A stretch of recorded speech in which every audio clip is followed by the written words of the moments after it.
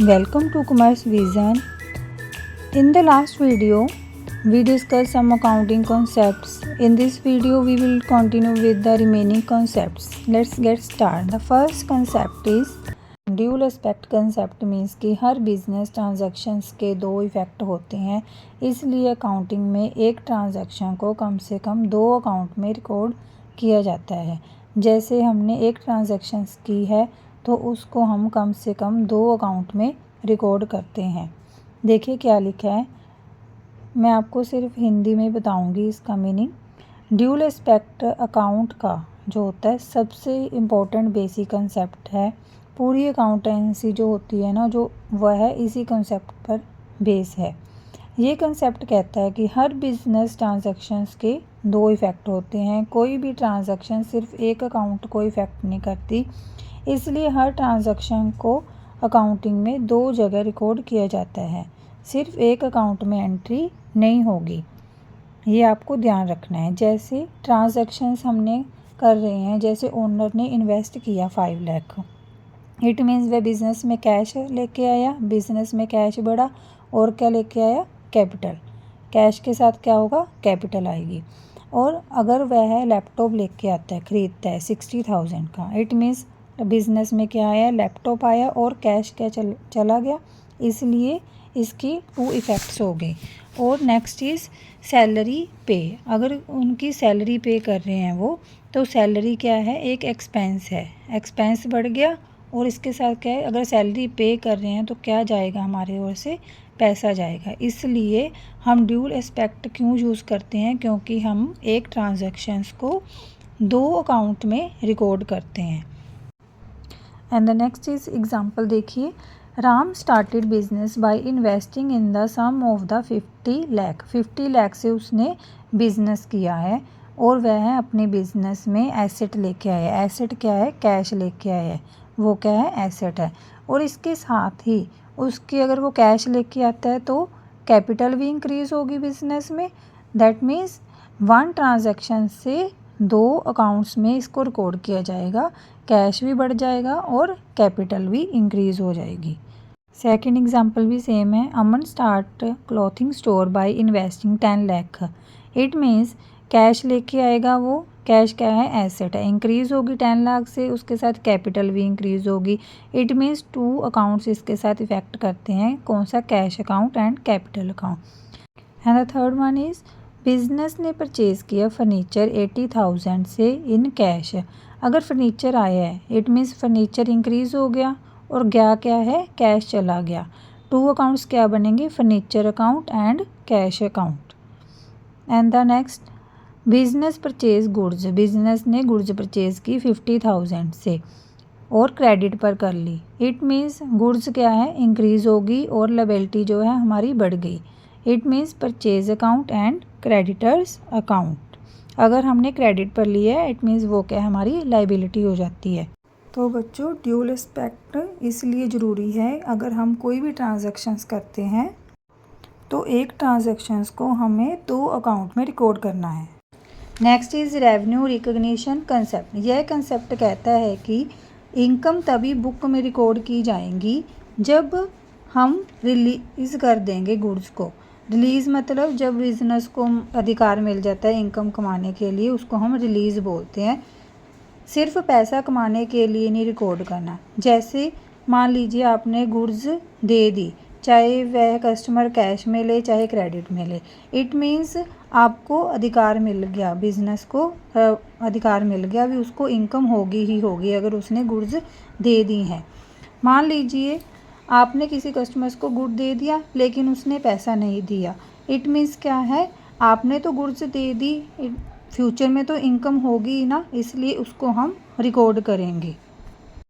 और सपोज करो कस्टमर ने एडवांस में 5,000 रुपया दे दिया, गुड्स उसने बोला भी मैं बाद में लेके जाऊंगा, तो वो हम रिकॉर्ड नहीं करेंगे क्योंकि हमारे पास से गुड्स नहीं गई और हमें अधिकार नहीं मिला कि हम इनकम गेन करें। जब हम उसको गुड्स दे देंगे तब उस टाइम को ही हम रिकॉर्ड करेंगे, उस ट्रांजैक्शंस को उस टाइम पे रिकॉर्ड करेंगे जब हम अपनी गुड्स कस्टमर को देंगे, चाहे वह एडवांस में पैसे दे रहा है। जैसे स्क्रीन पे लिखा है, the concept of revenue recognition require that the revenue for the business transactions should be included in the accounting records only when it is released. It means क्या है, जैसे बिजनेस की कोई भी ट्रांजैक्शंस हम तब रिकॉर्ड करेंगे जब हम इसे रिलीज करेंगे। Here arise two questions in mind. First is termed as a revenue and the other when the revenue is released. Let us take the first one first. Revenue is the gross inflow of the cash arise from the sale of goods and services by and the enterprise. It means हमें income तब हमारे पास आएगी जब हम cell करेंगे goods को। और second one is use by other of the enterprise sources in their royalties and the dividends. Secondly, revenue is assumed to be released where legal right to receive its arise.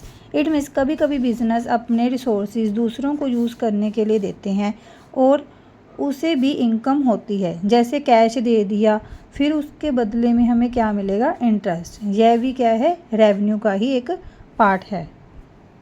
Thus, credit sale are treated as a revenue. One day sale are made or not when money is received from the buyer. It means अगर goods हम credit पर बेचते हैं तो हमें income तो होगी, revenue sales वाले दिन ही रिकॉर्ड होगा, कस्टमर बाद में पेमेंट करे उससे कोई फ़र्क नहीं पड़ता। देखो बच्चों, अगर रेंट, कमीशन और इंटरेस्ट को टाइम बेस पर रिकॉर्ड किया जाता है, अगर हमें रेंट देना है, लेना है, इसको भी हम टाइम के अकॉर्डिंग ही रिकॉर्ड करते हैं। मीन्स जिस पीरियड की इनकम है उसी पीरियड में हमें रिकॉर्ड करना है। सपोज़ करो आपने मार्च में रेंट लेना था और रिसीव करना था, उसकी एंट्री हम मार्च में ही डालेंगे। चाहे हमें वह अप्रैल में रिसीव किया है तो इसका रिकॉर्ड हम मार्च वाले फाइनेंशियल ईयर में ही मैनेज करेंगे। चाहे पेमेंट हमें बाद में मिले, उससे हमें कोई फ़र्क नहीं पड़ना चाहिए। और ऐसे ही अगर हमने इंटरेस्ट अप्रैल में लेना था, ठीक है, और हमने एडवांस में ही मिल गया, इंटरेस्ट हमें एडवांस में मिल गया, तो इसकी एंट्री हम कब डालेंगे, जब हमने इसको रिसीव करना था, अप्रैल की ही इसमें एंट्री डलेगी। आइए एग्जांपल से देखते हैं। जैसे एक furniture shop sold a furniture worth 50,000 on credit on 10 जुलाई को उसने फर्नीचर बेच दिया 50,000 का। कस्टमर पेड द अमाउंट 25 जुलाई को उसने पे करना है, तो हमें रिकॉर्डिंग कब करेंगे, 10 जुलाई को, जब हमने सेल कर दिया। It is not recognised on 25 July, 25 को हम इसको नहीं रिकॉर्ड करेंगे। तो बच्चों, ये कंसेप्ट हमें ये बताता है कि जब हमने कोई भी चीज़ रिलीज़ करनी है तभी उसको रिकॉर्ड करनी है, चाहे हमें पेमेंट बाद में मिली हो। और अगर एडवांस मिली हो तो उसको रिकॉर्ड नहीं करना, जब हमने कोई भी चीज़ रिलीज़ की है तब ही उसको ऐड करना है, तभी रिकॉर्ड करना है। नेक्स्ट हम करेंगे matching concept. The process of ascertaining the amount of profit earn और loss incurred during the period involves deduction of the related expenses from the revenue earned during that period.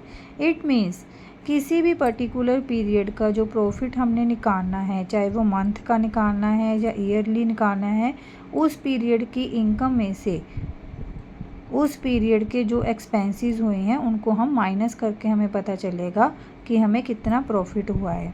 जैसे हमने जुलाई का month ले लेते हैं, हमने जो मंथ का निकालना है, तो जुलाई में जितनी भी हमारी सेल हुई है उसमें हम ऑल एक्सपेंसेस को ऐड करके उस सेल में से उन एक्सपेंसेस को माइनस कर देंगे, तो हमारे पास क्या आ जाएगा, प्रॉफिट या लॉस हमें पता चल जाएगा।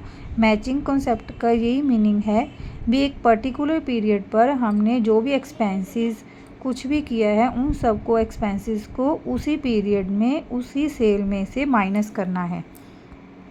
सो बच्चों, मैचिंग कंसेप्ट हमें ये बताता है कि रेवेन्यू और उससे रिलेटेड जो भी एक्सपेंसेस हो उनको एक ही पीरियड में रिकॉर्ड करो। जिस पीरियड की इनकम होती है उसी पीरियड के एक्सपेंसेस भी उनके साथ मैच होने चाहिए। अब हम एग्जांपल करते हैं। जैसे एक बिज़नेस ने 10 मोबाइल परचेज़ किए, 10,000 का एक मोबाइल उसने ख़रीदा, टोटल कॉस्ट कितनी होगी, 1 लाख की।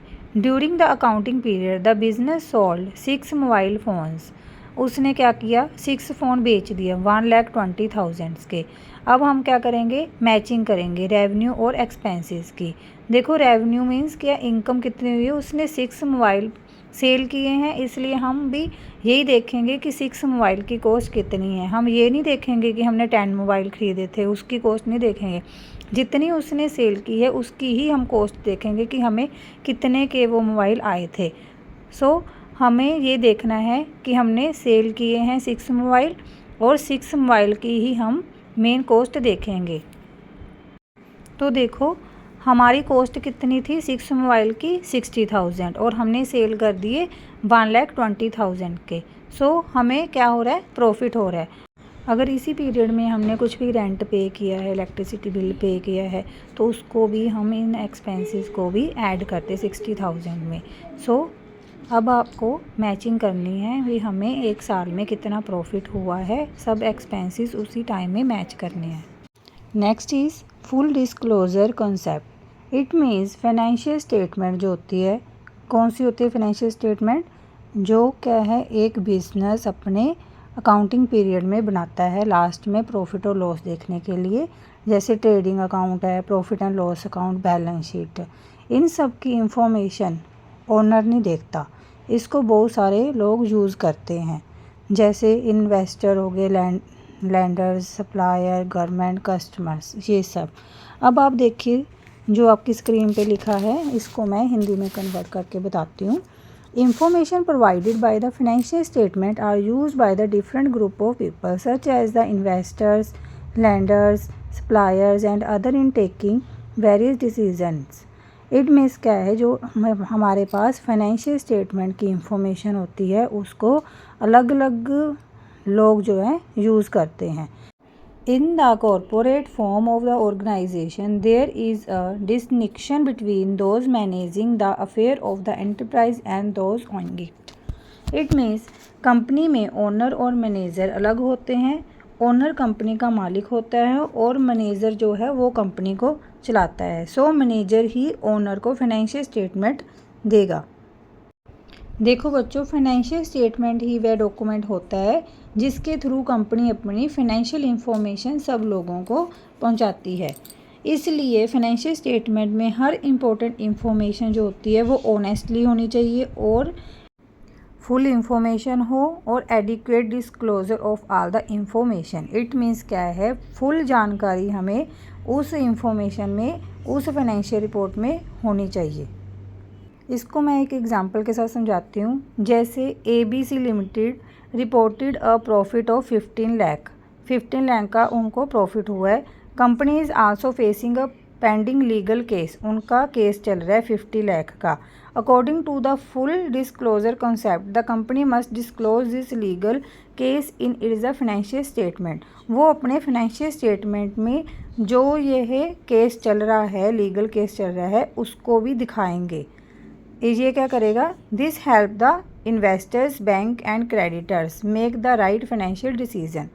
ये जो पेंडिंग केस है, अगर वो इसके बारे में किसी को बताएंगे नहीं तो इससे क्या होगा, डिस्क्लोजर नहीं होगा। डिस्क्लोज का मीन्स है फुल इंफॉर्मेशन हमें देनी होगी।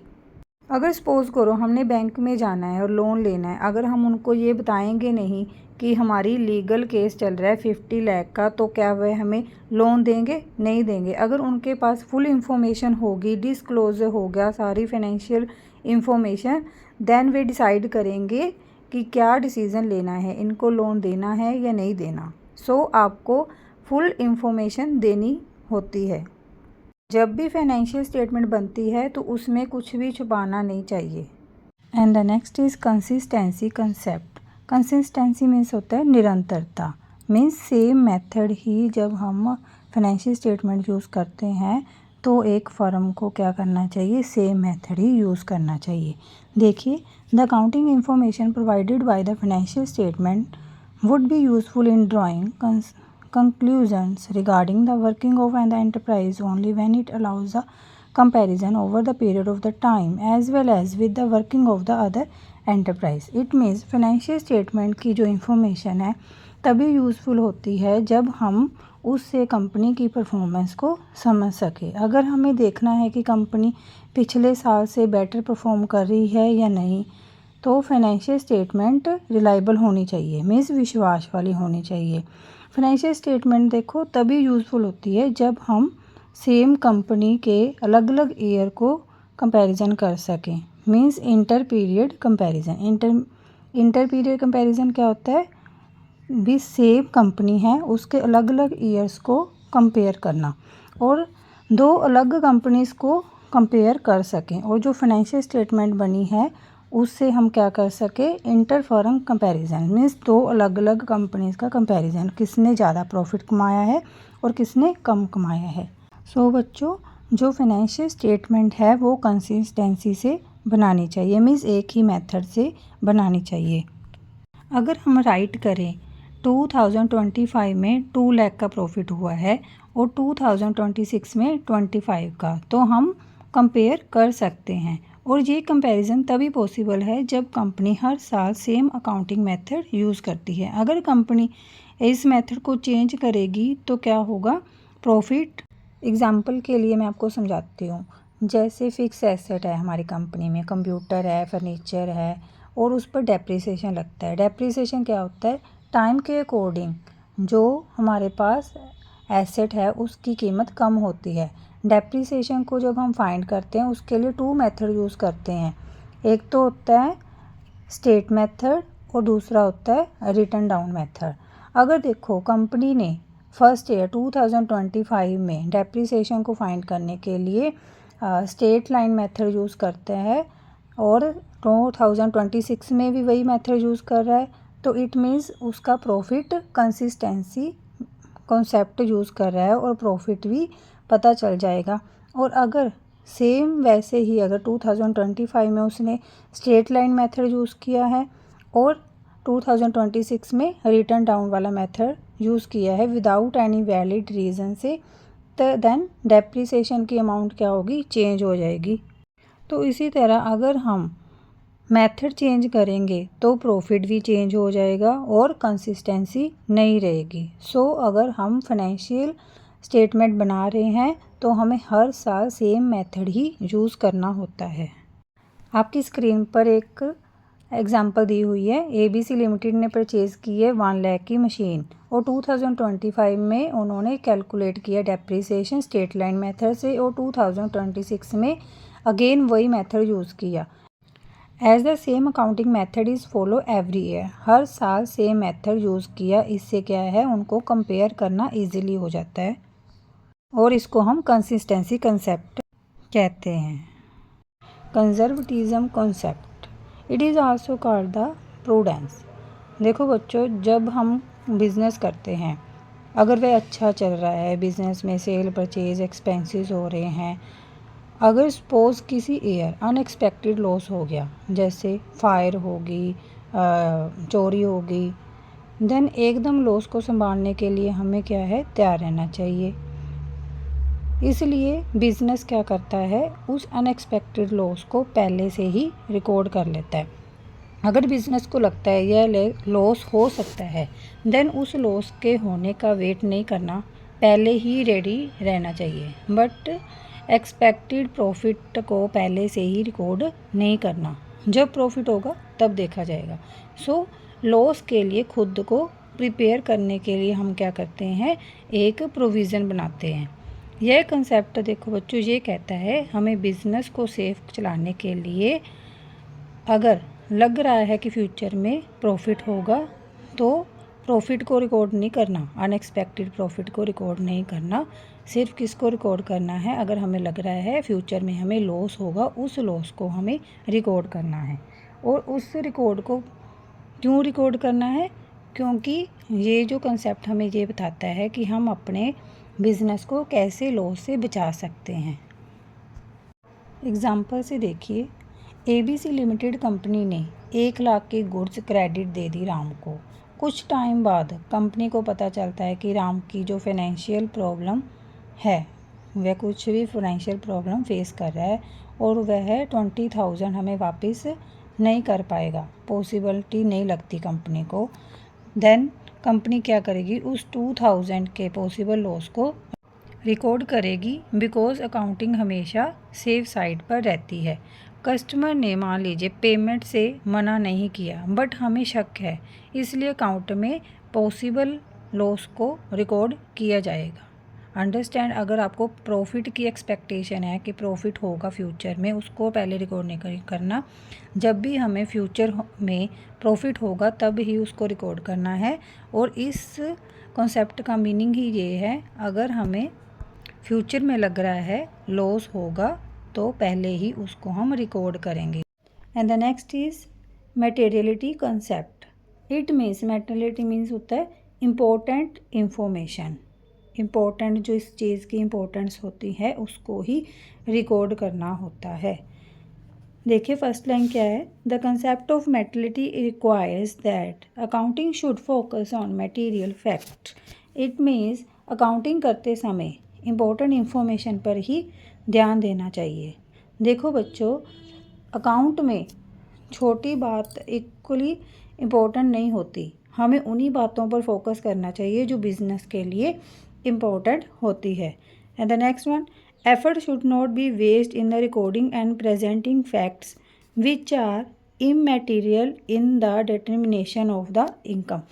अगर हमें प्रॉफिट कैलकुलेट करना है तो हमें क्या है, जो इमैटेरियल प्रोडक्ट है उस पे हमें अपना टाइम वेस्ट नहीं करना चाहिए। इमैटेरियल मीन्स जैसे एक कंपनी का 10 करोड़ का टर्नओवर है और उसने 20 रुपये का पेन ले लिया, पेन जिसे हम लिखते हैं, राइट करते हैं, पेन ले लिया, तो उस पेन के लिए अलग डिटेल बनाएगा बिजनेस? नहीं बनाएगा, बिकॉज 20 रुपीज़ कंपनी के लिए मटेरियल अमाउंट नहीं है। मटेरियल मीन्स इम्पोर्टेंट अमाउंट नहीं है। इम्पोर्टेंट अमाउंट क्या है, 10 करोड़।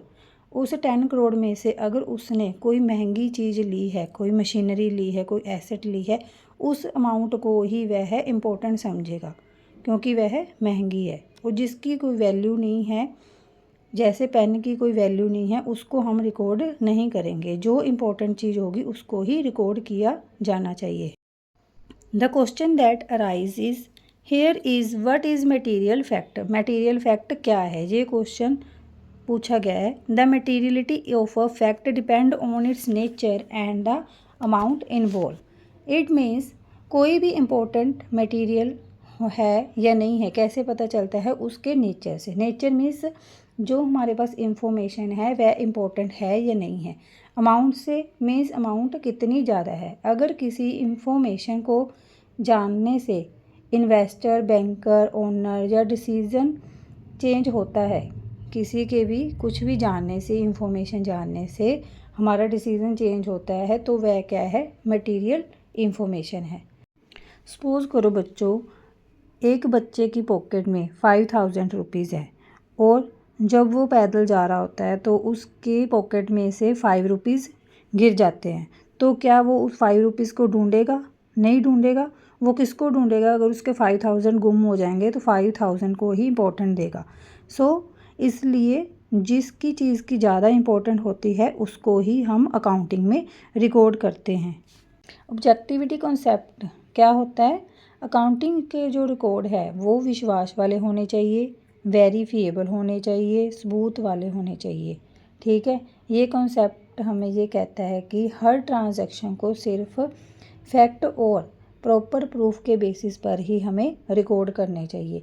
किसी के पर्सनल ओपिनियन या गेस के साथ उसको रिकॉर्ड नहीं करना चाहिए। देखो बच्चों, अगर कंपनी का ओनर कहता है अकाउंटेंट को कि इस साल प्रॉफिट ज़्यादा शो कर दो, तो क्या अकाउंटेंट करेगा? नहीं, वो सिर्फ वही एक्टिविटी, वही रिकॉर्डिंग करेगा जिसका हमारे पास प्रूफ होगा, जैसे बिल हो, वोचर हो, कोई भी अगर उसने मशीनरी लेके आया है उसकी बिल है तो वो उसको ही रिकॉर्ड करेगा, किसी के गैस पर रिकॉर्ड नहीं करना।